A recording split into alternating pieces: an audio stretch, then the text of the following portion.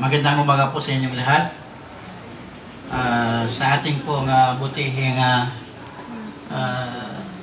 City Director, Police Colonel Joel Santos Staris, sir.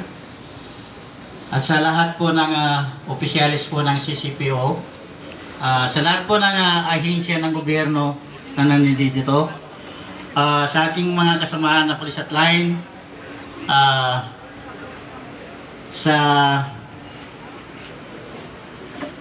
ating butihing MP, Baylilang Mantawil, nandito. Sa lahat po ng NGOs, kagaya ng APCAG at saka Karanso. Sa lahat po ng mga nandito sa programa na ito, Blood Donation Program 29 PCR Month Celebration sa tema po ng Ligtas Ka sa Bagong Pilipinas.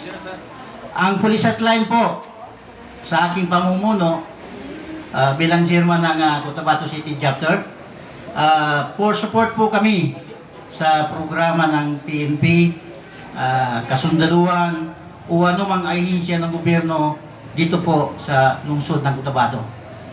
So, once again, good morning sa lahat po ng nandito sa programang ito.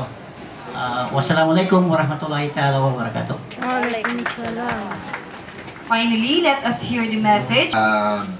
Yung patuloy po natin ginagawa itong aktibidades. Currently po kasi ngayon meron kaming sub-conference sa Krame, so kinakailangan lahat ng presence namin doon. But because hindi natin pwedeng pagsawalang bahala, yung presensya nyo po dito na napakalaking bagay po sa PCR Month, sa kapulisan, at syempre po sa ating mamamayan. Maraming salamat po muli.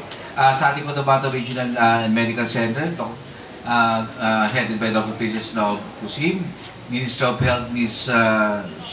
Shiana May Gilayo, City Health Office, Mr. Alfred S. Nograles, Regional Medical Dental Unit ProBAR, Police Lieutenant Denver Quesada, Regional Forensic Unit BAR, Police Lieutenant Colonel Rolando D. Carillo, 6 CMO Battalion Kasanga, Sergeant Johnny Buenvenida, Bureau of Fire Protection, FO1 Dato Sulandong, Criminal Investigation Detection Group, CID Review, Patrolman Glenn Mark Damadara, TCKK,